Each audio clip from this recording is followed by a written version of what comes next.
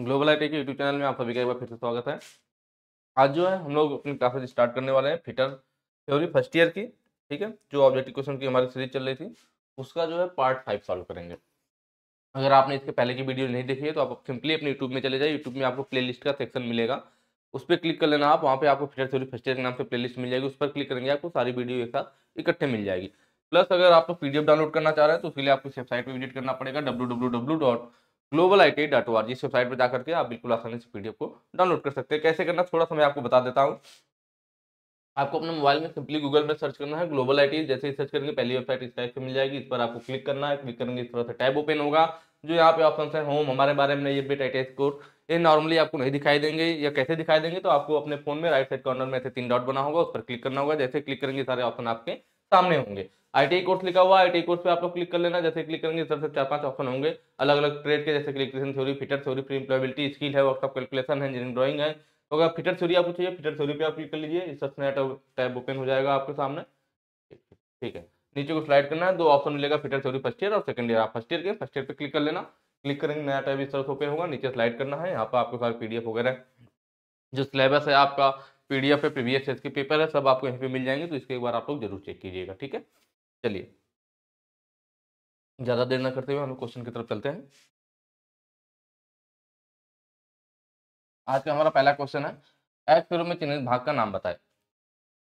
तो यहाँ आपको दिख रहा होगा, ये आपका क्या दिखा रखा है, ड्रिल बिट दिखा रखी है। क्या दिखा रखा है, ड्रिल बिट दिखा रखा है। और इसमें जो एक्स से नीचे ये दिखाया गया, इस एंगल को पूछा जा रहा है। ठीक है, इस वाले चीज को पूछा जा रहा है कि यह इसको हम लोग क्या कहेंगे। तो पहले हम लोग सारे पार्ट्स के नाम देख लेते हैं, तो हमें ज्यादा आसानी होगी कि बाद में अगर मान लो क्वेश्चन वगैरह चेंज करता है, कोई और पार्ट का नाम पूछता है तो हमें दिक्कत ना आए। देखिए सबसे पहले यहाँ पे देखते हैं हम लोग, ये जो बगल में एक पतली सी उभरी हुई लाइन दिख रही है ना, ये वाली लाइन यहाँ से यहाँ तक, ये जो पतली सी उभरी हुई लाइन अलग से दिख रही है, इसको हम लोग क्या बोलते हैं, तो इसको हम लोग बोलते हैं मार्जिन। क्या बोलते हैं, मार्जिन। या फिर एक सेकेंड, ठीक है, मार्जिन बोला जाता है। या फिर कई जगहों पे इसको लैंड भी बोल देता है। क्या बोल देता है, लैंड। ठीक है, मार्जिन हो गया, या फिर कई जगहों पे इसे लैंड भी बोल देता है। बाकी इसके अलावा पतली रेखा के अलावा जो बाकी से हिस्सा बचा, इसको हम लोग बोलते हैं बॉडी क्लियरेंस। क्या बोलते हैं, बॉडी क्लियरेंस। ठीक है, बॉडी क्लियरेंस हो गया, मार्जिन या लैंड हो गया इनका। जैसे ये जो मार्जिन या लैंड है ना, पतली सी उभरी हुई रेखा होती है। बॉडी क्लियरेंस क्या होता है कि स्लोप में पीछे की साइड बनाया जाता है। ऐसा क्यों किया जाता है, ताकि जब ये पतली सी उभरी हुई रेखा रहेगी ना, जब ये ड्रिल बिट ड्रिल करेगा, अगर हम बॉडी क्लियरेंस यहाँ से यहाँ तक पूरी चौड़ी है ना, पूरा एक बराबर बना देते, तो जब हमारा ड्रिल होल करता ना, तो इतना जो चौड़ी सरफेस है, या पूरा क्या होता है, होल में रगड़ खाता, ज्यादा फ्रिक्शन लगता, तो ज्यादा पावर की कंजप्शन होता। प्लस होल में अगर इसकी सरफेस पूरा रगड़ खाता तो फिर होल भी उतना अच्छा नहीं बनता। तो इसलिए हम लोग क्या करते हैं कि यह आगे जो लैंड या मार्जिन लिखा हुआ, जिसको पतली सी उभरी हुई रेखा अलग से बना दी जाती है, जिससे कि सिर्फ और सिर्फ यही टकराता है। जब इतनी पतली सी रेखा होल में टकराएगा तो बहुत कम फ्रिक्शन होगा और बहुत कम पावर का कंजप्शन भी बेकार जाएगा, प्लस होल भी अच्छा बनेगा। दूसरी चीज यह क्या किया जाएगा, पीछे को हमने क्या किया, इसको थोड़ा स्लोप दे दिया, जिससे कि उससे वह टकराने से बच जाए। ठीक है, और एक चीज और, यहाँ पे जो मार्जिन या लैंड है, तो कई बार ये पूछता है कि जो ड्रिल का साइज है, ड्रिल का व्यास कहाँ से कहाँ तक लिया जाता है। तो दो मार्जिन होता है ना, एक मार्जिन इधर है और एक पीछे की साइड भी होगा, तो दोनों मार्जिन के दोनों दोनों विपरीत विपरीत मार्जिन के बीच का डाया या व्यास। ठीक है, दोनों विपरीत मार्जिन के बीच का जो डाया होगा, उसी से हम लोग क्या जानते हैं, ड्रिल बिट के व्यास को जानते हैं। कि ड्रिल का व्यास कहाँ से कहाँ तक लिया जाता है, दोनों विपरीत मार्जिन के बीच का जो डाया होता है वही ड्रिल का व्यास होता है। इस चीज को भी हमें ध्यान रखना है। और बाकी पार्ट देख लेते हैं। देखिए यह वाला जो त्रिभुज जैसा यह पार्ट इतना बना हुआ ना, इसको हम लोग फ्लैंक बोलते हैं। क्या बोलते हैं, फ्लैंक बोलते हैं। फिर जब यह कटाई करेगा तो देखिए यह वाला हिस्सा कटाई करेगा, और यह वाला हिस्सा जब ड्रिल बिट घूमेगी ना, तो यह दोनों हिस्सा कटाई करेंगे। तो इस वाले हिस्से को हम लोग क्या बोलते हैं, लिप बोलते हैं। लिप या फिर कटिंग एज, क्योंकि कटाई करता है तो कटिंग एज भी बोला जाता है। दोनों चीज ध्यान रखनी है। ठीक है, ये भी सेम हो गया, यह भी वही है, लिप या कटिंग एज। और ये भी लिप या कट, 2 लिप हो गए। ठीक है, बाकी ये आपका फ्लैंक हो गया। जब ये कटाई करेगा, ऐसे घूमेगा, तो जब ये कटाई करेगा तो चिप्स जो होगा यहाँ से टकराते हुए बाहर निकलेगा। चिप्स जिस सरफेस से टकराते हुए बाहर निकलता है, उस सरफेस को हम लोग फेस के नाम से जानते हैं। किस नाम से जानते हैं, फेस के नाम से जानते हैं। कोई भी कटिंग टूल हो आपके पास, जैसे चीजल है, चीजल के द्वारा आप कटाई करेंगे, चीजल आपकी इस तरह से होगी, उसकी आगे कटिंग एज होगी, जब चीजल एक कटाई करेगी तो यहाँ से टकराते हुए निकलेगा तो उसके हिस्से को फेस बोलेंगे। आपका टर्निंग टूल होता है, टर्निंग टूल जब टर्निंग करेगा तो उस पर जहाँ से चिप्स, वहां से छिलन निकलेगी, चिप्स निकलेगी टकराते हुए, तो जिस हिस्से को टकराते हुए वो निकलती है चिप्स, वो उसका फेस कहलाता है। ठीक है, चलिए अब यहाँ पे हम लोग देखते हैं, अब एक लाइन ये है हमारे, ये वाली नहीं, ये कौन सी लाइन है, तो बॉडी क्लियरेंस का है, तो ये बॉडी क्लियरेंस लाइन कहलाएगी। और ये देखिए और चीज है, यह भरा हुआ हिस्सा, बाकी इधर साइड में खाली हिस्सा है ना, खोखला टाइप का, यही ऊपर को गया हुआ ऐसे घूमते हुए, तो जो भरा हुआ हिस्सा, तो प्लस जो खोखला हिस्सा होता है ना, उसको हम लोग क्या कहते हैं, फ्लूट कहते हैं। क्या कहते हैं, फ्लूट कहते हैं। फ्लूट, फ्लूट का काम क्या है कि जो चिप्स, जब ड्रिल बिट कटाई करेगा तो चिप्स इसी के माध्यम से बाहर निकलता है फ्लूट में से, और फ्लूट के माध्यम से हम लोग कूलेंट को भी अंदर भेज लेते हैं। ठीक है, तो यह वाला हिस्सा हमारा फ्लूट हो गया, तो यह जो लाइन होगी यह कौन सी लाइन हो जाएगी, फ्लूट लाइन हो जाएगी। तो बॉडी क्लियरेंस लाइन और यह फ्लूट लाइन दोनों जहां पे मिलते हैं, इस पॉइंट को हम लोग हील के नाम से जानते हैं। किस नाम से जानते हैं, हील के नाम से। हील भी हमारा थोड़ा सा पीछे की तरफ स्लोप में रहता है, पीछे को थोड़ा सा डाउन कर दिया जाता है। अब देखिए, यह दोनों लिप के बीच का एंगल कहिए या दोनों कटिंग एज के बीच का एंगल कहिए, जो एंगल होगा वही एंगल यह भी होगा, दोनों एंगल एक ही बात है, चाहे इस एंगल का नाम लीजिए चाहे इस एंगल का नाम लीजिए। यह कौन सा एंगल होगा, तो एक दोनों एक मिलकर के, क्या देख रहे हैं ना, यहाँ ऐसा लग रहा है कि यह और यह आके यहाँ एक पॉइंट बना दिया, तो पॉइंट एंगल होता है। क्या होता है आपका, पॉइंट एंगल या कटिंग एंगल होता है। तो यहाँ ऑप्शन में देखिए, ऑप्शन डी है पॉइंट एंगल, ये आपका सही हो जाएगा। बाकी लैंड क्या है वो भी मैंने आपको बता दिया, लिप क्या है, फ्लैंक क्या है, यह भी हमने आपको बता दिया। तो इस तरह से आपकी सारी चीजें यहाँ पे क्लियर हो जाएंगी। ठीक है, कई बार एक चीज और इसमें वेव होता है। वेव क्या होता है, तो जो यहाँ पे फ्लूट काटा गया ना, फ्लूट काटने के बाद जो मोटाई, जो उसकी थिकनेस बचती है, भाई दोनों साइड फ्लूट कट गया तो जो मोटाई यहाँ पे ड्रिल बिट की बची, उसी मोटाई को वेव कहते हैं। फ्लूट काटने के बाद बीच में बचा हुआ जो मोटाई होता है, ऊपर की तरफ देखेंगे तो वेव की थिकनेस बढ़ता जाता है, तो फ्लूट काटने के बाद बीच का जो मोटाई वाला भाग बचता है उसी को क्या कहते हैं, वेव बोला जाता है। कई बार वेव भी पूछ लेता है ना, वेव। नेक्स्ट क्वेश्चन पे चलेंगे। अगला कह रहा है, ड्रिल सैंक में किस प्रकार का टेपर दिया जाता है। देखिए, ड्रिल के सैंक में जो हमारी ड्रिल बिट होती है ना, वो दो टाइप के सैंक वाली आती है, एक स्ट्रेट सैंक वाली, एक आती है स्ट्रेट सैंक, और एक आती है टेपर सैंक वाली। स्ट्रेट सैंक वाली और टेपर सैंक वाली क्या आता है, ड्रिल बिट आता है हमारा। स्ट्रेट सैंक मतलब जिसकी सैंक सीधी हो, इसको हम लोग ड्रिल चक में पकड़ते हैं, जनरली किसमें पकड़ते हैं, ड्रिल चक में पकड़ते हैं। और टेपर सैंक वाली जो होती है हमारी मशीन के ड्रिल मशीन के स्पिंडल में डायरेक्ट पकड़ी जाती है। तो यहाँ पे भी पूछा कि ड्रिल सैंक में किस प्रकार का टेपर है, मतलब टेपर सैंक वाली बात कर रहा है कि जो उसपे टेपर दिया गया है वो किस प्रकार का टेपर होता है, जो टेपर होता है हमारा किस प्रकार का टेपर होता है। ठीक है, देखिए इस तरह से हमारी ड्रिल बिट होगी, उस पर इधर क्या होगा, टेपर दिया गया होगा, और उसके पीछे टैंग रहता है, आगे नेक होती है, और फिर यहाँ पर हमारा ड्रिल बिट का बॉडी रहता है, जिसमें इस तरह से अपना फ्लूट वगैरह जो भी कटे जाते हैं। तो ये जो आपका टेपर दिया गया है, कौन सा टेपर होता है, ये पूछ रहा है कि ड्रिल स्प्रिंग में किस प्रकार टेपर दिया जाता है, तो वो दिया जाता है मॉर्स टेपर। कौन सा टेपर होता है, मॉर्स टेपर होता है, इस चीज को आपको ध्यान रखना है। ठीक है, कौन सा टेपर होगा, मॉर्स टेपर। अब ये ध्यान देखिए, मॉर्स टेपर कितने प्रकार के होते हैं, मॉर्स टेपर हमारा 8 प्रकार का होता है। कितने प्रकार का होता है, 8 प्रकार का होता है। कौन कौन सा होता है, EMT 0 से EMT 7 तक, EMT 0 से लेकर के MT 7 तक पाया जाता है। लेकिन जो हम लोग ड्रिल बिट के लिए स्पेशली यूज करते हैं, ड्रिल के सैंक के लिए, ड्रिल सैंक के लिए जो स्पेशली यूज किया जाता है, वह यूज किया जाता है EMT 1 से EMT 5 तक। इस पॉइंट को भी नोट कीजिएगा। ठीक है, कि ड्रिल सिंक के लिए कौन सा, ड्रिल सैंक के लिए EMT 1 से EMT 5 तक। देखिए EMT 0 से EMT 7 है, काउंट करेंगे तो EMT 0, EMT 1, EMT 2, EMT 3, EMT 4, EMT 5, EMT 6, EMT 7, total 8 प्रकार का हो जाएगा। क्लियर। चलिए एक चीज और इसमें पूछ लेता है कि इसका अनुपात क्या रहता है टेपर का, तो वह 1:20 का होता है। कितना होता है, 1:20 का। ड्रिल साइन के अलावा जो मॉर्स टेपर होता है हमारा ना, वह आपका सेंटर पे भी कटा होता है। जो ड्रिल मशीन में सॉरी जो लेथ मशीन में सेंटर लगा होता है ना, उस पर भी काटा जाता है। जो रीमर पे टेपर होता है उस पर भी यह काटा जाता है। मॉर्स टेपर सेंटर पे भी होता है, जो लेथ मशीन में सेंटर लगता है उस पर भी मॉर्स टेपर होता है, जो रीमर होता है उस पर भी मॉर्स टेपर होता है, इसको भी याद रखिएगा। चलिए बाकी पिन टेपर क्या है। देखिए पिन टेपर में दो चीजें ध्यान देनी है कि मीट्रिक में पूछ रहा है या ब्रिटिश में, मीट्रिक और ब्रिटिश। ठीक है, मीट्रिक वाला जो होता है उसमें 1:50 का अनुपात रहता है, ब्रिटिश वाले में पूछेगा तो 1:48 का अनुपात रहता है। ठीक है, यह कहाँ होता है पिन टेपर, तो जो हमारा एक आपने पढ़ा होगा साफ्ट हब वाले में कि हमारे पास साफ्ट होती है और उसके ऊपर क्या पुली या गियर चढ़ाया जाता है जिसे हब कहते हैं।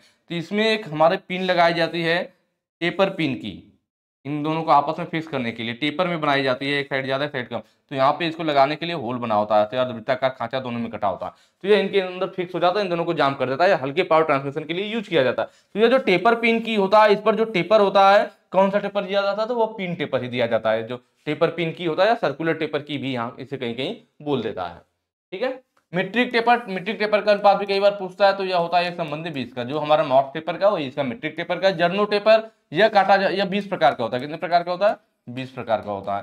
कहाँ काटा जाता है, लेथ मशीन के स्पिंडल के लेथ मशीन के स्पिंडल के बाहरी नोच पर, लेथ मशीन के स्पिंडल के बाहरी नोच पर। ठीक, चलिए नेक्स्ट क्वेश्चन पे चलेंगे। अगला कह रहा है मशीन स्पिंडल से ड्रिल और सॉकेट निकालने के लिए किसका उपयोग किया जाता है। मशीन स्पिंडल से ड्रिल निकालना हो या सॉकेट निकालना, अभी हम लोग बात करेंगे ड्रिल क्या होता है, सॉकेट क्या होता है, स्लीव क्या होता है, सबके बारे में देखेंगे। ठीक है, चलिए पहले देखते हैं ड्रिफ्ट क्या है। पहला ये ऑप्शन मिल गया ड्रिफ्ट, तो यहाँ आप फिगर में देख रहे होंगे। ठीक है, वहां पे ड्रिल मशीन है और यहाँ भी एक फिगर है, यहाँ पे देखिए ड्रिल बीट को यहाँ मशीन की स्पिंडल में लगाया गया है। जैसे यहाँ ड्रिल मशीन है ना, मशीन है यहाँ पे ड्रिल मशीन, और इसमें देखिए डायरेक्ट स्पिंडल, इसमें चक नहीं लगा हुआ है। क्या नहीं लगा हुआ, चक नहीं लगा हुआ है। तो यहाँ पे देख रहे हैं, तो इस स्पिंडल में हम लोग डायरेक्ट ड्रिल बीट को लगाएंगे। डायरेक्ट कैसे लगेगा, तो यहाँ पर इसके अंदर टेपर कटा होता है, इसके अंदर क्या होगा, माउस टेपर कटा होगा, और इसके बाहर माउस टेपर कटा होगा, दोनों आपस में सेट हो जाएंगे।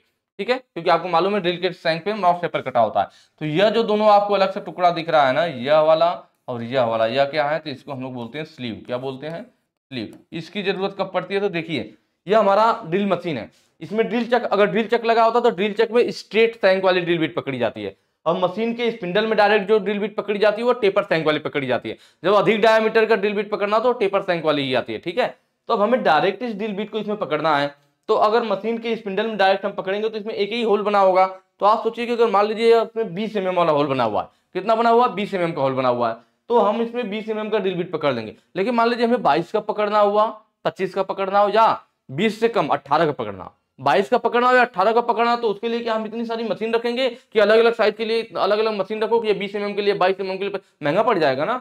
तो इसलिए उसके लिए क्या जुगाड़ निकाला गया था, स्लीव बनाए गए थे। और यह जो दूसरा फिगर आपको दिख रहा है, ये सॉकेट का है। स्लीव और सॉकेट बनाए गए, क्या क्या बनाए गए, स्लीव और सॉकेट बनाए गए। कब किसका यूज किया गया, इसको ध्यान से देखिएगा, कि जब हमारे पास मान लीजिए हमें क्या, इसका जो अंदर का होल है वो 20 mm का है, कितना का है, 20 mm है, जो मशीन की स्पिंडल में होल है 20 mm वाला इसका टेपर होल है। अगर 20 mm का, तो अब इसमें जो ड्रिल बिट मान लीजिए ये लगानी हमें, तो अगर ये 20, अगर इसमें क्या हो, लूज हो, मान लीजिए हमारे पास ड्रिल बिट जो कितने का, 18 mm का ही है, 18 mm का ही है। अब 18 mm वाला 20 mm में लगाएंगे तो लूज होगा ना, उसमें फिट ही नहीं होगा। तो फिट कैसे होगा, कैसे इसके साइज को बढ़ाया जाए, तो ड्रिल बिट का साइज जब कम हो रहा होता है तो उसके साइज को बढ़ाने के लिए हम लोग स्लीव यूज करते हैं। देख रहे हैं ना, बिल्कुल इसी आकृति, इसमें भी अंदर माउस टेपर होल कटा हुआ है, और माउस टेपर होल में हमारा क्या होगा, माउस टेपर होल में यह जाकर के यहाँ सेट हो जाएगा इसके अंदर। अब क्या होगा, जब ये इसके ऊपर एक होल टाइप का चढ़ गया तो इसकी थिकनेस बढ़ गई, अब ये 18 से 20 mm का हो जाएगा, और ये आसानी से स्पिंडल में फिट हो जाएगा। मतलब आप कह सकते हो कि जब हमारे पास ड्रिल बिट का साइज मशीन की स्पिंडल के साइज से कम है, उस केस में हम लोग स्लीव यूज करते हैं। और अगर यहीं पे उल्टा हो जाए, उल्टा होने का मतलब है कि हमारे पास क्या है, 20 mm के यहाँ साइज था, लेकिन मेरे पास जो ड्रिल बिट है ना वो 22 mm की है। अब इसकी साइज ज्यादा है, अब इसके अंदर जाएगा नहीं। अब इसके साइज को कम कैसे करें, तो साइज को कम करने के लिए हमारे पास आया क्या, सॉकेट। यह देख रहे हैं 2 स्टेप में बना हुआ, हमने स्लीव दिखाया आपको, एक स्टेप में बना हुआ था, सॉकेट 2 स्टेप में है। पहला वाला जो इसका साइज है वह जो हमारा ड्रिल का टेपर है उसके हिसाब से मैच कर रहा है, दोनों आपस में सेट हो जाएंगे। ठीक है, लेकिन इसके ऊपर देख रहे हैं ना, इसके जस्ट ऊपर एक पतला सैंक दे दिया गया है, तो यह साइज इसके साइज में फिट हो गया, 22 वाला 22 में फिट हो गया, लेकिन ऊपर वाला इसका आपका 20 का होगा, तो साइज कम हो गया, कम हो जाएगा, इसके अंदर सेट हो जाएगा। मतलब अगर ड्रिल बिट हमारा ओवर साइज का है तो उससे कम साइज का करने के लिए सॉकेट यूज करते हैं, अगर ड्रिल बिट हमारा कम साइज का है उसके साइज को बढ़ाना है तो स्लीव यूज करते हैं। ये टेक्निक है। ठीक है, ये समझ में आया होगा स्लीव क्या है और सॉकेट क्या है, यहां से क्लियर हुआ होगा। चलिए ड्रिफ्ट क्या है, तो देखिए जब हम लोग मशीन स्पिंडल में इसको लगा लेते तो बाहर निकालेंगे कैसे, भाई स्पिंडल में तो जाम हो गया, पकड़ लिया उसने माउस टेपर की वजह से, अब बाहर कैसे आएगा, पकड़ के खींचेंगे तो है नहीं कि नहीं पकड़ के हम खींच रहे कि निकल जाए। ठीक है, तो उसके लिए हमें टेक्निक यूज करनी पड़ती है ड्रिफ्ट की। यह जो आपको दिख रहा फिगर में, यह ड्रिफ्ट है, यह टेपर में बनाया गया होता है। ड्रिफ्ट हमारा बना होता है माइल्ड स्टील का। किसका बना होता है, माइल्ड स्टील का बना होता है। इसके एंगल की बात की जाए तो वह 8 डिग्री 19 मिनट होता है, मतलब इस पर जो टेपर कटा होता है वो 8 डिग्री 19 मिनट का टेपर होता है।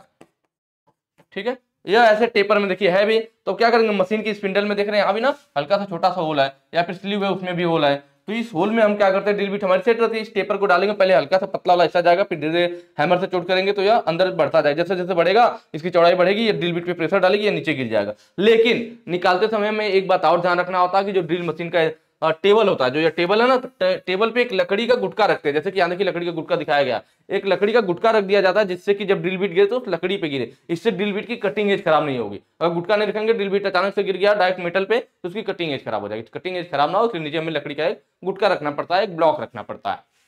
क्लियर हुआ? इसका मतलब ड्रिफ्ट ही यूज करते हैं मशीन स्पिंडल से ड्रिल और सॉकेट को निकालने के लिए। ऑप्शन ये आपका सही हो जाएगा।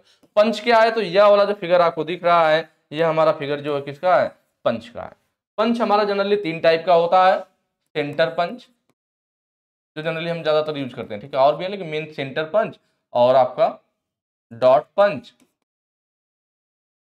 और प्रिक पंच, ये तीनों ज्यादातर यूज किए जाते हैं। ठीक है, जो सेंटर पंच होता है वो हमारा, उसका एंगल कितना होता है, तो इसका एंगल होता है 90 डिग्री। कितना होता है, 90 डिग्री। डॉट पंच का एंगल 60 डिग्री और प्रिक पंच का एंगल 30 डिग्री, ये तीनों होता है। ठीक है, सेंटर पंच कहाँ यूज करेंगे, तो जब हमें कहीं किसी मेटल पे ड्रिल करना हो, तो ड्रिल करते समय क्या होगा, मेटल हमारा बिल्कुल प्लेन होता है, डायरेक्ट आप ड्रिल करना चाहोगे तो क्या होगा, वो जो ड्रिल बीट हो स्लिप करेगी। तो ड्रिल बीट स्लिप ना करे, ड्रिल करते समय ड्रिल बीट स्लिप ना करे, उसके पहले उसके लिए सेंटर पंच से वहां पे हल्का सा निशान बना देते हैं, हल्का सा हैमर चोट करेंगे, वहां पे हल्का डॉट सा निशान बन जाएगा, तब ड्रिल बीट आसानी से उसमें जाएगी और स्लिप नहीं करेगी, आसानी से होल्ड कर देगी। ठीक है, तो ड्रिल बीट को स्थान देने के लिए, वो मेटल पे स्लिप ना करे, उसके लिए सेंटर पंच का यूज किया जाता है। डॉट पंच कहां यूज किया जाता है, तो निशान को पक्का करने के लिए, या कह लीजिए विटनेस मार्क के लिए। किसके लिए डॉट पंच, विटनेस मार्क के लिए, निशान को पक्का करने के लिए, विटनेस मार्क के लिए। जैसे आप किसी जॉब पे क्या करेंगे, ये हमारी जॉब है, इस पे हम पहले क्या लगाएंगे, मार्किंग मीडिया लगाएंगे, मार्किंग मीडिया के रूप में चाक लगा देंगे, चाक सूख जाएगा, फिर हम लोग क्या करेंगे, चाक के सूखने के बाद स्क्राइबर की मदद से उस पर ऐसे मार्किंग कर देंगे।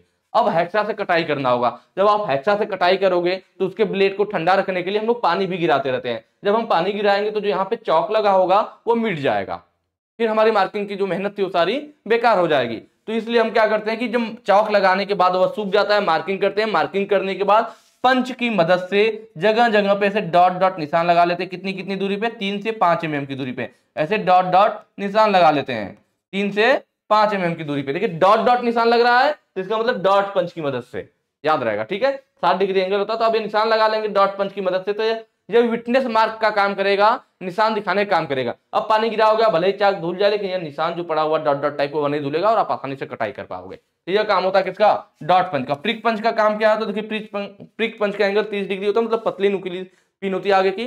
तो जो हमारा कोई सी मेटल पे डिवाइडर देखें आप लोग ना, डिवाइडर, उसकी नोक बहुत पतली होती है, तो डिवाइडर की मदद से जब हमें चाप लगाना हो, वृत्त बनाना हो, तो उस केस में क्या होता है कि जब डिवाइडर की जो नोक होती है वो स्लिप करती है, क्योंकि मेटल है भाई। बुक वगैरह पे, कॉपी पे क्या होता है, हम हल्के से पिन को बुक के अंदर चुभो लेते हैं तो स्लिप नहीं करता, आसानी से ब्रिज बन जाता है। लेकिन मेटल पे तो आप चुभो नहीं दोगे डायरेक्ट, तो वो क्या होगा, स्लिप करेगा। तो हमारा जो डिवाइडर है उसका नोक जो पॉइंट है वो मेटल पे स्लिप ना करे, मतलब डिवाइडर के नोक को या पॉइंट को स्थान देने के लिए, डिवाइडर के पॉइंट को स्थान देने के लिए, पॉइंट को स्थान देने के लिए प्रिक पंच यूज किया जाता है। ठीक, क्लियर हुआ होगा। अब अगला क्या है आपका, अगला है हमारे सामने हैमर। ठीक है, हैमर का फिगर आपके सामने यह वाला है। देखिए हैमर में ऐसा कुछ तो नया है नहीं, ये आपका हैमर है। ऊपर आपका क्या होता है, ये बॉल होता है, नीचे फेस होता है, ये पिन कह देते हैं ना, जो बॉल जैसा बना हुआ है, पिन बोल देते हैं, इसको फेस बोल देते हैं। ये हमारा क्या है, चिक है, ये हमारा हैंडल है, यहाँ पे हमारा क्या है, आई होल है। कई बार पूछता भी है कि हैमर का वजन कहाँ अंकित होता है, तो वह चिक के ऊपर, जो ये चिक है ना, चिक के ऊपर ही हमारा क्या होता है, हैमर का वजन अंकित होता है। ठीक, नेक्स्ट क्वेश्चन पे चलेंगे। अगला क्वेश्चन है, प्रतिबंधित स्थान में उपयोग किए जाने वाले टैप रेंज का नाम बताइए। देखिए प्रतिबंधित स्थान का मतलब है जहां पे जगह कम हो, जहां पे जगह कम हो, कंजस्टेड हो, ऐसी जगहों पे कौन सा टैप रेंज यूज किया जाता है। पहले तो देखते हैं क्या कह रहा है, ये टैप रेंज कह रहा है ना, तो टैप क्या होता है और इसका रेंज क्या है। ठीक है, टैप जो होता है हमारा, कहीं पर हमें आंतरिक थ्रेड काटना, किसी होल के अंदर चूड़ी काटनी है, आंतरिक थ्रेड काटना है, इंटरनल थ्रेड काटना है, तो उसके लिए टैप यूज किया जाता है और उस प्रक्रिया को टैपिंग कहते हैं। और वहीं पे बात किया जाए किसी जॉब के, किसी बाहरी जॉब पे, सॉरी किसी पाइप पे बाहर चूड़ी काटना है, पाइप के अंदर चूड़ी काटना है, तो टैप का यूज किया जाए। पाइप के बाहर चूड़ी काटना है, मतलब एक्सटर्नल थ्रेड काटना है, बाहरी चूड़ी काटनी है, तो डाई यूज किया जाता है। क्या यूज किया जाता है? डाई यूज किया जाता है। ये दोनों चीजें ध्यान रखिएगा। यहाँ पे टैप की बात कर रहा है, मतलब टैप के ऊपर का जो उसका टैंक होता है ना, वो स्क्वायर में होता है, तो उसको पकड़ करके घुमाया जाता है। जो हमारा टैप होता है उसको रिंच में पकड़ करके घुमाते हैं थ्रेड काटने के लिए। तो ये पूछ रहा है कि टैप रिंच का नाम बताइए जिसको प्रतिबंधित स्थान में यूज किया जा सके, रिस्ट्रिकेटेड प्लेस, जहां पे कंजस्टेड जगह है। तो देख रहे हैं पहला बॉक्स टाइप दिया हुआ, दूसरा T handle tap wrench, solid tap wrench और डबल एंडेड। देखिए टी हैंडल टैप रिंच जो यह फिगर है आपका टी हैंडल टैप रिंच है। कौन सा है? T handle tap wrench. इसकी आकृति देखिए टी जैसा बना हुआ है ना, ये आपका हो गया और ये ऐसा लग रहा है कि टी जैसा है। तो टी हैंडल टैप रिंच आसानी से याद रहेगा। इसके नीचे जॉ टाइप का बना होता है, इसमें हम लोग आसानी से क्या करते हैं, जॉ को हम लोग पकड़ लेते हैं, अपने जो टैप है उसके टैंक को इसमें आसानी से पकड़ लिया जाता है और फिर घुमाया जाता है। और इसका देख रहे हैं बाकी यह देख लीजिए, यह फिगर देख लीजिए, सबका हैंडल लंबा लंबा है, मतलब ज्यादा आसान चाहिए होगा घुमाने के लिए, लेकिन ये छोटा सा अलग टाइप का बना हुआ है, इसका मतलब यह कंजस्टेड स्थान पे भी चल जाएगा। तो ऑप्शन बी आपका सही हो जाएगा। ठीक है। सॉलिड टाइप टैप रिंच में क्या है, यह वाला जो फिगर आपको दिख रहा है सॉलिड टाइप का, ये ठोस है, मतलब इसमें साइज वगैरह को चेंज नहीं किया जा सकता है। देख रहे हैं दो होल बना हुआ है, एक इस साइज का और एक इस साइज का थोड़ा छोटा। तो अगर दो साइज के होल है तो ये दो ही साइज के टैप को पकड़ेगा, इसके अलावा किसी साइज के टैप को नहीं पकड़ पाएगा। और ज्यादातर ये हमारा बड़े साइज के लिए यूज किया जाता है। किसके लिए? बड़े साइज के लिए।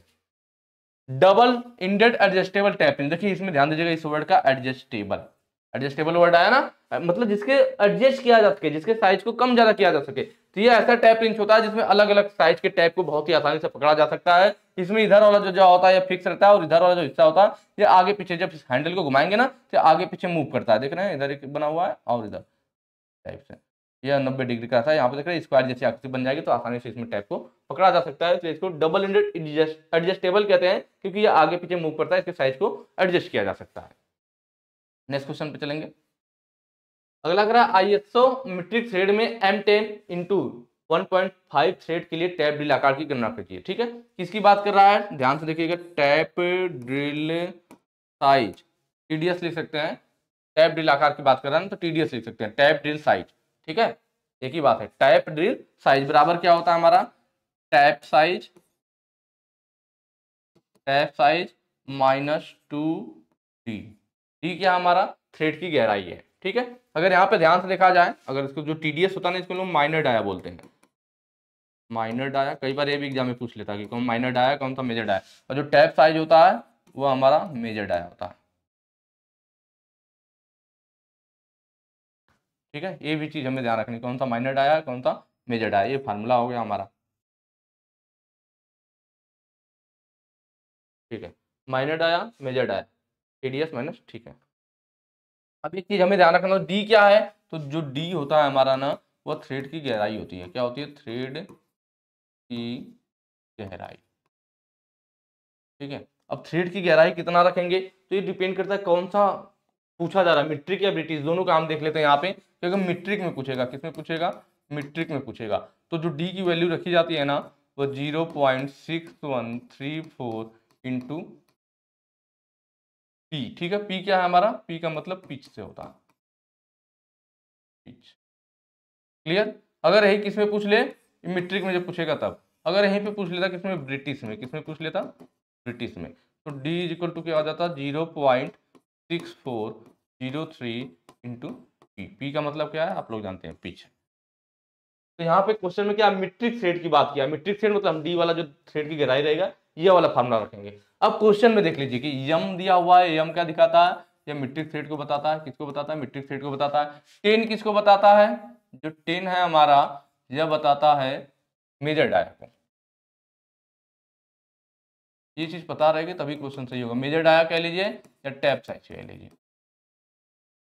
1.5 है, यह किसको बताता है? तो यह बताता है पिच को।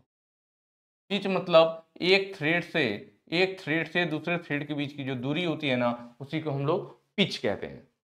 ठीक है, चलिए क्वेश्चन को सॉल्व किया जाए। टैप साइज, देखिए हमें टैप ड्रिल साइज निकालना था। टैप साइज या मेजर डाया क्या है? 10 है, 10 -2 इंटू डी की वैल्यू हमें चूंकि मीट्रिक में पता करना, मीट्रिक में 0.6134 होता है, 2 ही अंक ले लेंगे तब भी काम चल जाएगा। 0.61 इंटू पी, पी की वैल्यू, चलिए पहले पी रख लेते हैं, पिच।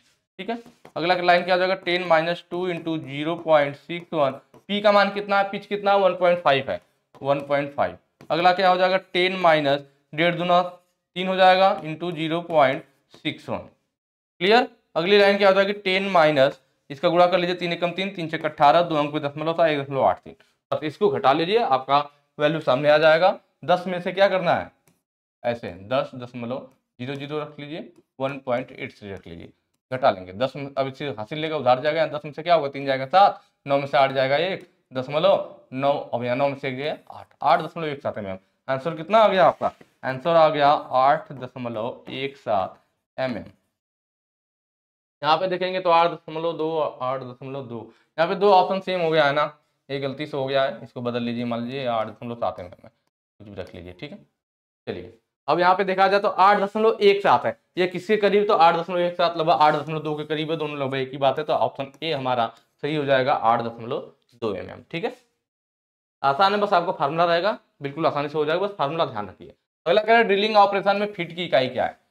फीट की इकाई क्या होता है, मात्रक क्या होता है, यूनिट क्या होता है, पूछ रहा। फीट क्या होता है, तो जो ड्रिल बिट होता है ना, और हम लोग फीड हैंडल से उसको फीड देते हैं, तो जो ड्रिल बिट जब ड्रिल कर रहा होता है किसी भी जॉब में, तो जब ड्रिल बिट एक चक्कर घूमती है, जब ड्रिल बिट हमारी एक चक्कर घूमती है, तो वह जो ड्रिल है ना, वह जॉब के अंदर कितनी mm गहराई तक प्रवेश किया। ड्रिल बीट के एक चक्कर घूमने पर ड्रिल बीट जॉब के कितनी mm गहराई तक अंदर प्रवेश किया, वही उसका फीट कहलाता है, वही उसका फीट कहलाता है। मतलब mm प्रति चक्कर की, एक चक्कर घूमने पे कितना वो अंदर प्रवेश कर रहा है। तो ऑप्शन देखिए, ऑप्शन जो बी है mm प्रति रिवोल्यूशन, मतलब mm प्रति चक्कर, ठीक है, ऑप्शन बी सही हो जाएगा। यही हमारा क्या होता है, फीड होता है। और कटिंग स्पीड एक होती है आपकी, कटिंग स्पीड, कटिंग स्पीड बराबर क्या होता है, पाई डी एन अपान 1000 मीटर प्रति मिनट, ठीक है। इसको भी ध्यान रखना इस फॉर्मूले में। तो अगर स्पीड वाला पूछता, मात्रा की यूनिट पूछता, तो क्या होता, मीटर प्रति मिनट। यहाँ ऑप्शन देखिए जो सी है मीटर प्रति मिनट, ये कब सही होता, अगर ड्रिलिंग ऑपरेशन में कटिंग स्पीड का पूछ देता, यूनिट क्या होता। यहाँ फीड का पूछा था, तो फीड क्या होता है, एक चक्कर में वो जितना mm गहराई अंदर प्रवेश करती है वही उसका फीड होता है, इसीलिए mm प्रति रिवोल्यूशन या चक्कर हो जाएगा। नेक्स्ट क्वेश्चन पे चलेंगे। वर्नियर कैलिपर में एक्स के रूप में चिन्हित भाग का नाम बताइए। देखिए ये वर्नियर कैलिपर आपके सामने है, इसमें एक्स के रूप में चिन्हित भाग पूछ रखा है, हम लोग सारे पार्ट्स के नाम देखेंगे किसको क्या कहते हैं, ठीक है। जो इधर वाले ये दोनों जो है वो ये दोनों फिक्स है, मूव नहीं करते हैं, इसलिए इन दोनों को फिक्स जॉ कहते हैं। क्या कहते हैं, फिक्स्ड जॉ। ये जो अंदर वाले हैं ना, ये वाले और ये वाले, ये दोनों मूव करते हैं, इसलिए इन्हें मूवेबल जॉ बोल दिया जाता है, मूवेबल। दूसरे तरीका से देखा जाए तो इन दोनों की बात की जाए तो यह जो दोनों जॉ है, यह एक्सटर्नल जॉ है, बाहरी माप लेने के लिए एक्सटर्नल जॉ भी बोला जाता है। यह दोनों बाहरी माप लेते हैं, यह दोनों आंतरिक माप लेने के लिए यूज किया जाता है, इसलिए इन दोनों को इंटरनल जॉ बोल दिया जाता है। आंतरिक माप लेगा, इंटरनल जॉ, ठीक है। आगे बढ़ते हैं। यह जो हमारा यहाँ स्लाइड करने वाला पार्ट है, इसे हम लोग मेन स्लाइड कहते हैं, मेन स्लाइड, स्लाइड करने वाला, ठीक है। यहाँ पे हम थंब की मदद से इसको आगे पीछे खिसकाते हैं, इसलिए इसको हम लोग क्या बोलते हैं, थंब लीवर बोलते हैं, थंब लीवर। यहाँ पे जो यह बना हुआ है स्केल, यह इस पे स्लाइड वाले पार्ट पे जो स्केल बना होता है, इसको हम लोग वर्नियर स्केल बोलते हैं, वर्नियर स्केल। इस पर जो यह स्केल बनी हुई है, यह हमारी मेन स्केल होती है। क्या होती है, मेन स्केल। यह जो होता है हमारा बीम कहलाता है, धरन या बीम। इसके पीछे जो है, यह जो इस क्वेश्चन में पूछ रखा है, इसको क्या कहते हैं, इसको हम लोग डेप्थ बार कहते हैं। क्या कहते हैं, डेप्थ बार, मतलब यह गहराई मापने के लिए यूज किया जाता है, या बाहरी माप लेने के लिए या आंतरिक माप लेने के लिए, और जो यह डेप्थ बार है पीछे वाला पतली सी नुकली, गहराई मापने के लिए। तीनों काम किया जा सकता है वर्नियर कैलिपर की मदद से। चलिए देखिए, बीम हो गया, डेप्थ बार हो गया, थंब लीवर हो गया। तो यहाँ पे पीछे वाला पूछ रखा था, तो क्या होगा, डेप्थ बार होगा, ऑप्शन सी आपका बिल्कुल सही हो जाएगा। नेक्स्ट क्वेश्चन पे चलेंगे। अगला है संयोजन सेट में, जिसे हम लोग कॉम्बिनेशन सेट के नाम से जानते हैं, प्रोटेक्टर हेड की परिशुद्धता एक्यूरेसी क्या होती है। चलिए एक्यूरेसी अभी बाद में देखेंगे, पहले हम लोग देख लेते हैं कि कॉम्बिनेशन सेट क्या है, इसमें कौन कौन से पार्ट होते हैं, किसका क्या काम है। यह जो दिखाया गया है, यह कॉम्बिनेशन सेट का फिगर है आपके सामने। फिगर मैंने अलग से लिया था जिससे आपको समझ में आ जाए, क्वेश्चन में नहीं दिया हुआ है, ठीक है। तो देखिए इसमें मेन हमारी एक स्केल होती है, स्टील रूल लंबी सी होती है, जिसके ऊपर हमारे मेन 3 पार्ट लगे होते हैं। एक स्टील रूल पे 3 पार्ट को सेट करके हम लोग इस चीज को यूज करते हैं। तो ये तीनों पार्ट क्या होता है, इनका क्या नाम होता है। जो पहला पार्ट होता है, इसको हम लोग स्क्वायर हेड के नाम से जानते हैं। किसके नाम से, स्क्वायर हेड के नाम से। जो दूसरा है यहाँ बीच में, इसको हम लोग प्रोटेक्टर हेड के नाम से जानते हैं। प्रोटेक्टर का मतलब चांदा होता है, हेड। जो तीसरा है लास्ट में, इसको हम लोग सेंटर हेड के नाम से जानते हैं, सेंटर हेड। और इसमें यह एक हमारी होती है क्या, स्टील रूल। ये 4 मेन चीज है, इन चारों को मिलाकर के हमारा क्या बना है, कॉम्बिनेशन सेट बना हुआ है। तो देखिए पहला जो स्क्वायर हेड है, इससे क्या फायदा देख रहे हैं हम लोग, ऐसा नहीं है कि तीनों को एक ही साथ लगाना जरूरी है। जैसे जो स्टील है इसमें देखेंगे तो स्लॉट कटा होता है पतला सा लंबा सा, जिससे इसके ऊपर स्लाइड करता है, यहाँ लूज करके बटन को, क्लैंप नट को स्लाइड करके जहां चाहेंगे वहां टाइट करके टाइट कर सकते हैं। तो यहाँ पे जो है ना, इन दोनों को निकाल देंगे, एक स्टील और एक हेड, जिसकी जरूरत हो, जिस हेड की जरूरत हो उस हेड को इस स्टील के साथ लगा करके हम अपना काम करते हैं। ठीक है, तो यह देखिए जो स्क्वायर हेड है इसमें एक हिस्सा यह बिल्कुल सीधा है और ये दोनों मिलकर के आपस में क्या 90 डिग्री बना रहे हैं, मतलब यह एक ट्राई स्क्वायर की तरह काम कर सकता है। जैसे ट्राई स्क्वायर 90 डिग्री को चेक कर सकता है दो भुजाओं के, तो वैसे ही यह स्क्वायर हेड भी दोनों इधर वाले ऐसा 90 डिग्री बना रहे हैं, तो 90 डिग्री ट्राई स्क्वायर की तरह काम कर सकता है। जबकि दूसरा हिस्सा हम देख रहे हैं स्क्वायर हेड का, यह क्या कर रहा है, यह इसके साथ 45 डिग्री का एंगल बना रहा है। कितने का, 45 डिग्री। मतलब एक साइड से हम 90 डिग्री कोण को चेक कर सकते हैं, दूसरे साइड से 45 डिग्री कोण को चेक कर सकते हैं। और यहीं पे बात किया जाए ऊपर यहाँ पे जो लगा हुआ है, जो कि क्वेश्चन में ज्यादातर पूछा जाता है कि कॉम्बिनेशन सेट के कौन से हेड में या कौन से पार्ट में हमारा स्क्राइबर लगा होता है, तो वह लगा होता है स्क्वायर हेड में। देखिए स्क्वायर हेड और स्क्राइबर दोनों याद रहेगा, स्क्वायर हेड और yes square head yes scriber. तो स्क्राइबर इसी में लगा होता है, जिसे हम लोग नॉब स्क्राइबर के नाम से भी जानते हैं।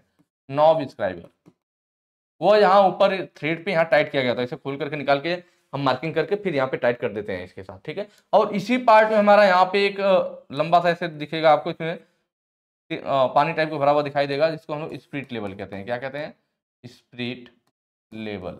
कई बार यह भी पूछ लेता है, तो स्पिरिट लेवल और स्क्राइबर दोनों हमारे स्क्वायर हेड में लगे हुए हैं। ठीक है, चलिए अब आगे बढ़ते हैं। आगे यहाँ देखेंगे तो यह क्या है, हमारा प्रोटेक्टर हेड। प्रोटेक्टर हेड का मतलब चांदा, जैसे चांदा होता है ना, वही सेम काम इसका भी, जो चांदा काम हो इसका भी काम। चांदा का एक खाना 1 डिग्री का होता है, इसका भी एक खाना 1 डिग्री का होता है। वह भी कोण चेक करता है, यह भी कोण चेक करता है। तो मिनिमम कितना कोण चेक करता है चांदा, 1 डिग्री का कोण मिनिमम चेक करता है, वही उसकी एक्यूरेसी हो जाएगी। तो यह भी चांदा की तरह ही है, तो यह भी मिनिमम कितना कोण चेक करेगा, 1 डिग्री का चेक करेगा, और वही इसका एक्यूरेसी होगा। इसलिए यहाँ पे ऑप्शन ए सही हो जाएगा कि कॉम्बिनेशन सेट में जो प्रोटेक्टर होता है वह 1 डिग्री के कोण को चेक करता है। बाकी यह लास्ट वाला क्या था, सेंटर हेड था। तो सेंटर हेड में कई बार पूछता है कि सेंटर हेड का ये एंगल कितना होता है, तो देखिए सेंटर हेड के बीच में जो एंगल होता है 90 डिग्री होता है। इसका यूज कहाँ करते हैं, तो देखिए नाम है सेंटर हेड और काम भी वही है, सेंटर निकालना। किसी बेलनाकार जॉब का सेंटर निकालने के लिए हम लोग इसका यूज करते हैं, सेंटर हेड का। ठीक है, चलिए क्लियर हो गया। नेक्स्ट क्वेश्चन पे चलेंगे।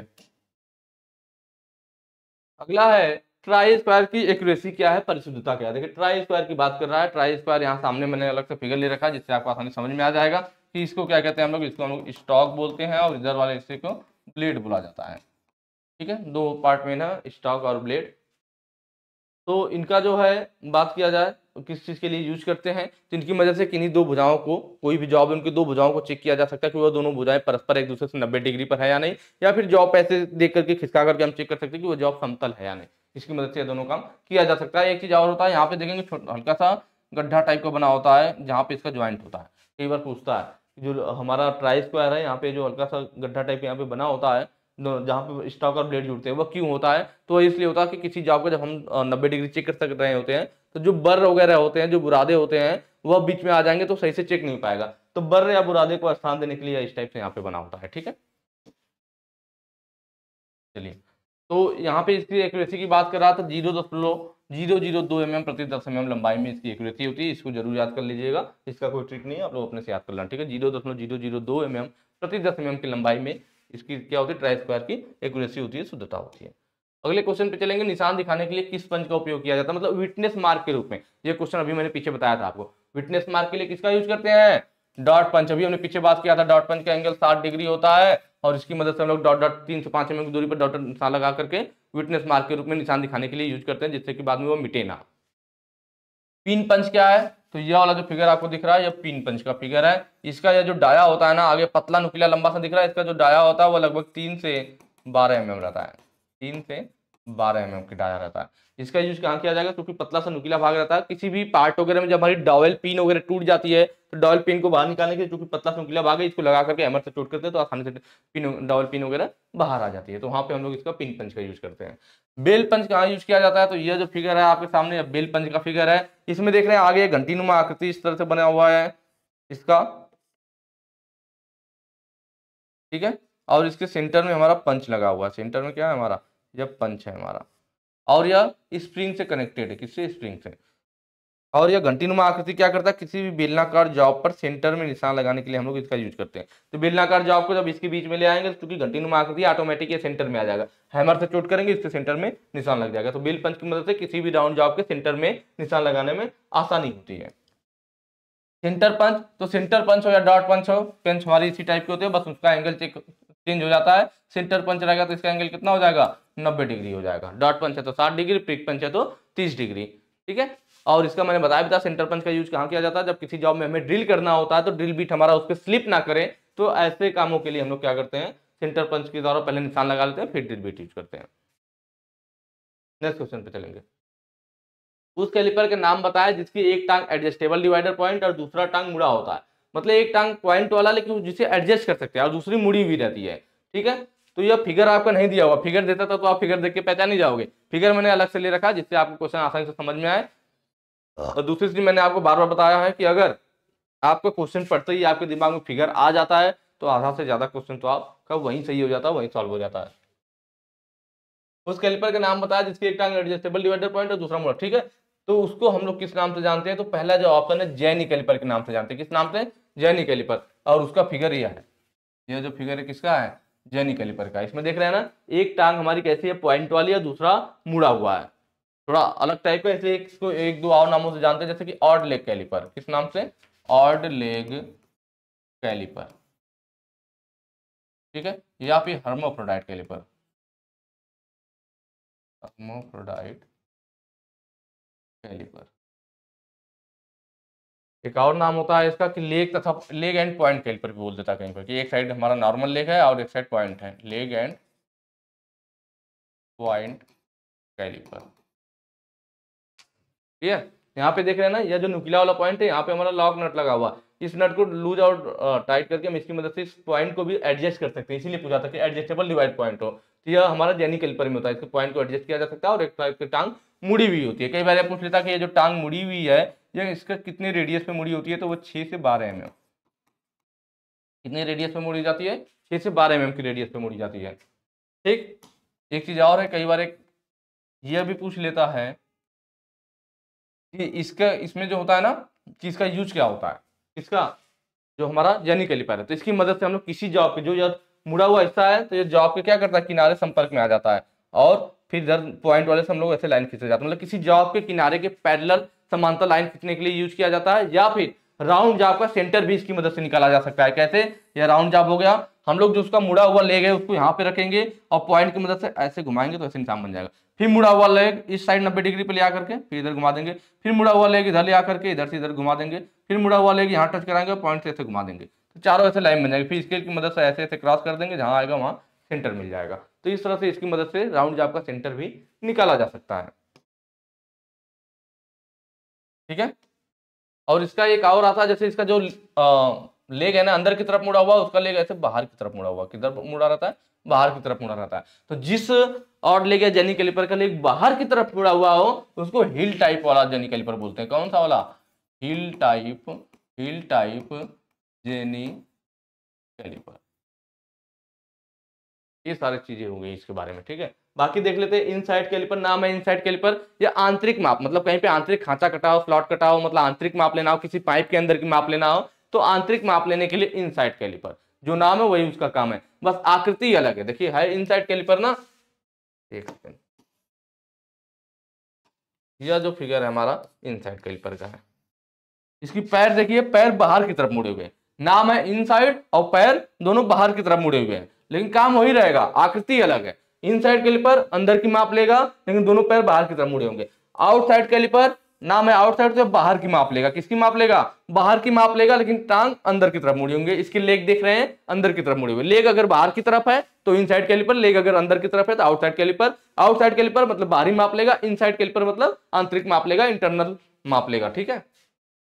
लास्ट है जो आपका स्प्रिंग ज्वाइंट कैलिपर। देखिए हमारे पास दो ज्वाइंट वाले आते हैं, स्प्रिंग ज्वाइंट और फर्म ज्वाइंट। कौन कौन से आते हैं, स्प्रिंग ज्वाइंट कैलिपर और फर्म ज्वाइंट कैलिपर। यहाँ पे जो हमारा दिख रहा है, एक सेकेंड, ठीक है, यहाँ पे फर्म ज्वाइंट है, स्प्रिंग ज्वाइंट है। फर्म ज्वाइंट में एक रिविट जैसा या पिवट जैसा लगा होता है जिसकी मदद से हम लोग इसको ज्वाइंट कर देते हैं और इसको यूज करते हैं। और ये स्प्रिंग ज्वाइंट वाले में देख रहे हैं कमानीदार गोल स्प्रिंग लगी होती है, कमानीदार गोल स्प्रिंग लगी होती है। तो इनका यूज किस हिसाब से कहाँ होता है, फायदा क्या है, तो देखिए फर्म जॉइंट कैलिपर में एक बार माप लेने के बाद उसे बार बार यूज नहीं किया जा सकता, क्योंकि यह हाथ के प्रभाव से, हाथ के बल के प्रभाव से ये कम या ज्यादा इसकी साइज हो जाती है। ठीक है, अगर मान लीजिए गलती से दब गया, मान लीजिए जैसे आपको लेथ मशीन पे कोई जॉब बनाना है, क्या है 20 mm 18 mm मान लीजिए बनाना, कितना 18 mm के, और आपको जो साइज मिला है वो 20 mm के मिला है। 20 mm से 20 mm का जॉब है, उसको 18 mm का टर्निंग करके बनाना है। तो अब टर्निंग कर करके बार बार उसको चेक करेंगे कि 18 mm बना कि नहीं। तो उसके लिए क्या करते हैं कि हम लोग अपने जो कैलिपर होते हैं आउटसाइड वाले ना, उसमें 18 mm भर लेते हैं, फिर टर्निंग करते रहते हैं और बार बार लगा कर चेक करते रहते हैं कि अभी साइज का बनाया नहीं। तो अगर ये नॉर्मल फर्म जॉइंट होगा तो क्या होगा, ये हाथ के प्रभाव से खुलेगा या बंद होगा। तो मान लीजिए आपने 18 में भर रखा है, अब आप इसको चेक करने गए, अब ये बड़ा साइज का, थोड़ा सा भी प्रेशर लगेगा तो इसका साइज बढ़ जाएगा, या आपके हाथ से ही दब गया तो साइज घट जाएगा। तो इसमें एक्यूरेसी का डर रहता है, एक बार भर करके आप बार बार साइज नहीं ले सकते। जबकि स्प्रिंग वाले में क्या है, जब तक यह एडजस्टिंग नट घूमेगा नहीं तब तक इसका साइज कम ज्यादा नहीं होगा। अगर आपने एक बार 18 में भर लिया, फिर कितनी बार भी मैं आपको चेक करें आप, इसका साइज घटने बढ़ने वाला नहीं है जब तक कि यह नट ना घूमे। तो इसका मतलब जो स्प्रिंग जॉइंट वाला हमारा होता है, इसमें एक बार साइज को भर करके कई बार यूज किया जा सकता है, इसमें ज्यादा शुद्धता रहती है। ठीक है, साइज को भी कम ज्यादा करने में इसमें दिक्कत होती है, कभी ज्यादा खुल जाएगा कभी कम खुल जाएगा, एक्यूरेट लाने में दिक्कत होता है। इसमें नट की मदद से थोड़ा थोड़ा घुमा करके फाइन एडजस्टमेंट कर सकते हैं, ये फर्क है हमारा। चलिए नेक्स्ट क्वेश्चन पे चलेंगे। अगला कह रहा है सतह गेज में एक्स के रूप में चिन्हित भाग का नाम क्या है। सरफेस गेज आपके सामने है। ठीक है, सरफेस गेज को हम लोग एक दो और नामों से जानते हैं, जैसे सरफेस गेज है, इससे उतना सही दिमाग में तो नहीं आ रहा होगा क्या चीज है, पर अगर यहीं पे इसका नाम बताया जाए मार्किंग ब्लॉक, तब तुरंत आ जाएगा दिमाग में कि इसके द्वारा क्या काम किया जा सकता है। या फिर स्क्राइबिंग ब्लॉक के नाम से भी जानते हैं, किस नाम से, स्क्राइबिंग ब्लॉक के नाम से भी जाना जाता है। ठीक है, यह सरफेस गेज आपको दिख रहा है, सारे पार्ट्स का नाम देख लेते हैं। नीचे वाला जो होता है हमारा वो बेस होता है, यह वाला हमारा क्या होता है, स्पिंडल होता है, यह हमारा क्या है, इसको हम लोग स्नग बोलते हैं, जो हमसे पूछ रखा है। यह यहाँ पे क्या होता है, यह नट होता है जिसकी मदद से, क्लैंप नट भी बोलते हैं, नॉर्मल नट कह सकते हैं, जिसकी मदद से इसको टाइट किया जाता है। और यह हमारा क्या है, स्क्राइबर, स्क्राइबर। ठीक है, एक बार पूछ लेता है कि स्क्राइबर को कौन सा पार्ट पकड़ता है, तो हम देख रहे हैं स्नग, स्नग ही होता है जो स्क्राइबर को पकड़ने का काम करता है। ऑप्शन देखिए, इसको पूछ रखा था या क्या, स्नग है, ऑप्शन बी आपका सही हो जाएगा। क्लियर है, इसको सरफेस गेज, मार्किंग ब्लॉक या स्क्राइबिंग ब्लॉक भी कहते हैं, इसके नाम से याद आ जाए मार्किंग ब्लॉक, मार्किंग ब्लॉक जो मार्किंग करने के काम आए। ठीक है, तो स्क्राइबिंग ब्लॉक या सरफेस गेज जो है हमारा, ये मार्किंग करने के काम में आता है। किसी भी जॉब की ऊंचाई पर समांतर लाइनें खींच सकते हैं, मार्किंग कर सकते हैं, या फिर जब हम लोग लेथ मशीन पर जॉब को सेंटर में कर रहे होते हैं, वहां पर भी इसका यूज किया जाता है, ऊर्जा चक्र में जॉब को सेंटर में करते समय। अगला है संयोजन सेट में, कमीशन सेट में एक्स के रूप में चिन्हित भाग का नाम क्या है। ठीक है, देखिए यह कौन सा वाला भाग दिखाया गया है, यह सिर्फ यही भाग दिखा रखा है आपके क्वेश्चन में। मैंने पूरा तीनों को ले रखा है, मैंने आपको बताया भी था कि यह स्क्वायर हेड होता है या प्रोटेक्टर हेड होता है या सेंटर हेड होता है। यहाँ पे कौन सा वाला ले रखा है, बीच वाला ले रखा है, मतलब वो कौन सा वाला है, प्रोटेक्टर हेड है। ऑप्शन देखिए, ऑप्शन डी आपका सही हो जाएगा, प्रोटेक्टर हेड। सेंटर हेड अगर यह वाला दिया होता लास्ट वाला तो सेंटर हेड होता, पहला वाला दिया होता तो स्क्वायर हेड होता, बेवल हेड नहीं होता इसमें। ठीक है, अगले क्वेश्चन पे। अगला कह रहा है किस प्रकार के डेटम का पालन किया जाता है, यह फिगर दे रखा है। अब पूछ रखा है यहाँ पे कौन सा मार्किंग मेथड यूज किया गया है। जनरली हमारा जो मार्किंग मेथड है ना, वो डेटम लाइन मेथड यूज किया जाता है, सेंटर लाइन मेथड यूज किया जाता है, या फिर मार्किंग बाई टेम्पलेट होता है। क्या, मार्किंग बाई टेम्पलेट। जब मास प्रोडक्शन जहाँ पे होता है, जहाँ पे एक ही मार्किंग कई सारी जॉब पे करनी होती है, 50-100 जॉब पे करनी होती है, तब वहां पर हम मार्किंग बाई टेम्पलेट करते हैं। इसको भी मैं बताऊंगा क्या होता है। अभी पहला क्या है कि डेटम का पालन, या फिगर में देखिए, इस एज के सहारे लाइन खींचा गया, इस एज के सारे लाइन खींचा गया, इस एज के सारे लाइन खींचा गया, और इनके मार्किंग करके इन्हें दिखाया गया है। ठीक है, तो कौन सा डेटम, तो देखिए इनके एज के सहारे दिखाया गया है, तो इसीलिए इनको एज डेटम कहते हैं, या फिर डेटम लाइन मेथड कहते हैं। इसमें क्या होना चाहिए कि किसी भी जॉब की कम से कम दो भुजाएं एक दूसरे से 90 डिग्री पे और वो फिनिश हो, कम से कम दो भुजाएं एक दूसरे से 90 डिग्री पे जुड़ी हुई हो और वो फिनिश हो, तब उस केस में हम लोग एज डेटम या डेटम लाइन मेथड यूज करते हैं, डेटम लाइन मेथड। तो यहाँ पे ऑप्शन ए सही हो जाएगा। यहाँ पे वही हुआ भी है कि भाई इसकी जॉब देख रहे हैं, अभी फिनिश है या फिनिश है, दोनों दूसरे से 90 डिग्री पर है, तो ऐसे केस में हम लोग डेटम लाइन या edge line, edge datum use करते हैं। सेंटर लाइन मेथड कब यूज किया जाता है, तो ये वाला फिगर देखिए, जब जॉब हमारी टेढ़ी मेढ़ी आकृति में, देख रहे हैं इसका आकृति अलग ही शेप का है, तो ऐसे केस में यह होल है और इनका सेंटर लाइन खींच लिया जाता है। देखिए सेंटर लाइन खींच करके फिर सेंटर लाइन पे हमारा क्या किया है, सेंटर लाइन की मदद से हमने मार्किंग दिखाने की कोशिश की है, साइज दिखाने की कोशिश की है, तो इसको हम लोग सेंटर लाइन डेटम बोलेंगे। मार्किंग बाई टेम्पलेट, मैंने बताया कि मान लीजिए किसी जॉब पे आपको मार्किंग, यह जॉब होगी हमारी, इस पर इस आकृति से मार्किंग करना है। ठीक है, तो अब हम बार बार मार्किंग करेंगे। सब मान लीजिए आपको 100 जॉब बनाना है, कितना बनाना है, 100 जॉब बनाना है। 100 जॉब पर इस टाइप से मार्किंग करने में बहुत टाइम लग जाएगा ना, तो हम लोग क्या करते हैं ऐसे केसेस में, एक लेते हैं क्या, पतली सीट का टुकड़ा लेते हैं, पतली सीट का टुकड़ा लेते हैं और उसको जिस साइज का यहाँ मार्किंग करना है ना, सेम सीट को इसी आकृति में ऐसे काट लेते हैं। सीट को क्या करेंगे, इस आकृति में ऐसे काट लेंगे। अब इसको सभी जॉब पर रख रख के फटाफट ऐसे घुमाते जाएंगे, मार्किंग होती जाएगी, क्योंकि एक सीट बन गई हमारी उसी साइज की। अब रखेंगे और उसको ऐसे ऐसे फटाफट किनारे किनारे चलाते जाएंगे, आसानी से मार्किंग हो जाएगी। तो इसी को लोग टेम्पलेट कहते हैं, जो सीट को काट करके टुकड़ा उस साइज का बनाया जाता है मार्किंग करने के लिए, इसी के लिए टेम्पलेट कहते हैं। तो एक जॉब के लिए नहीं ना पता चला आपको एक जॉब बनाना है, अब एक जॉब के लिए आप चले गए टेम्पलेट काटने, तो कोई फायदा नहीं ना, टाइम नुकसान करेंगे, जितना देर में टेम्पलेट काटेंगे उससे पहले तो मार्किंग हो जाएगी। लेकिन जब एक ही साइज के कई सारे मार्किंग करना हो, 50-100 जॉब पे करना हो, तब उस केस में हम लोग टेम्पलेट बनाते हैं, वो मार्किंग बाई टेम्पलेट होता है। ठीक है, नेक्स्ट क्वेश्चन पे चलेंगे। ये आज का हमारा लास्ट क्वेश्चन है। क्वेश्चन में कह रहा है इस पैरेलल ब्लॉक का नाम क्या है। यहाँ पे एक पैरेलल ब्लॉक दिखाया गया और उसका नाम पूछ रहा है। यहाँ पे आप देख रहे होंगे इसका साइज यहाँ पे है। अगर जैसे जैसे मैं इसको आगे बढ़ाते जाऊंगा, देखिए अगर मैं इसको वापस ले आ दूं यहाँ पे, तो देखिए ये वाला साइज थोड़ा कम हो जाएगा। अगर इस समय जहाँ पे इस सिचुएशन में देखिए यह साइज ज्यादा है ना, अगर मैं इसको और आगे खिसका के यहाँ तक पहुंचा दूं, तो देखिए ये इतनी बड़ी लाइन या इतनी बड़ी लाइन लगभग दुगना हो जाएगा। मतलब जैसे जैसे स्लाइड करके मैं इसको आगे ले जाऊंगा साइज बढ़ता जाएगा, स्लाइड करके पीछे ले आऊंगा साइज घटता जाएगा। मतलब ये पैरेलल ब्लॉक है, लेकिन कौन सा है, साइज कम ज्यादा कर सकते हैं एक दूसरे पर स्लाइड करा करके, इसलिए इसको हम लोग एडजस्टेबल पैरेलल ब्लॉक बोलेंगे। क्या बोलेंगे, adjustable parallel block. Option D आपका सही हो जाएगा। ठीक है, ये मेन हमारे पैरेलल ब्लॉक देखिए ग्रेड ए ग्रेड बी दो में पाए जाते हैं। कौन कौन से पाए जाते हैं, ग्रेड ए और ग्रेड बी। ज्यादा एक्यूरेसी की होती है, शुद्धता ग्रेड ए वाली की होती है। ठीक है, और यह दो टाइप के भी होते हैं, सॉलिड पैरेलल ब्लॉक और एडजस्टेबल पैरेलल ब्लॉक। यह एडजस्टेबल वाला हो गया, और यह जो फिगर मैंने ले रखा है यह सॉलिड पैरेलल ब्लॉक का। पेयर में रहता है, दोनों का सेम साइज होता है, बिल्कुल सेम साइज सेम फिनिशिंग होता है, पेयर में रहता है, सॉलिड पैरेलल ब्लॉक बोलते हैं। जनरली हम लोग इसका यूज कहाँ करते हैं, जब कभी ड्रिल मशीन पे हमें, ड्रिल मशीन में जो हमारी मान लीजिए ड्रिल वाइस हो गई, मशीन वाइस हो गई, ठीक है,